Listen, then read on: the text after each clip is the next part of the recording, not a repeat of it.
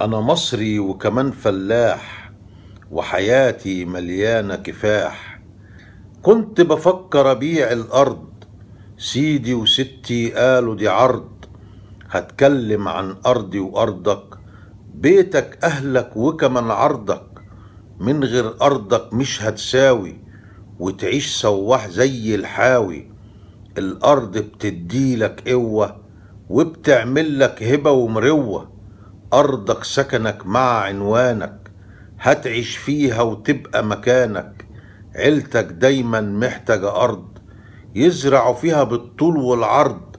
ما تفكرش في يوم تنساها، وقت الموت سكنك جواها.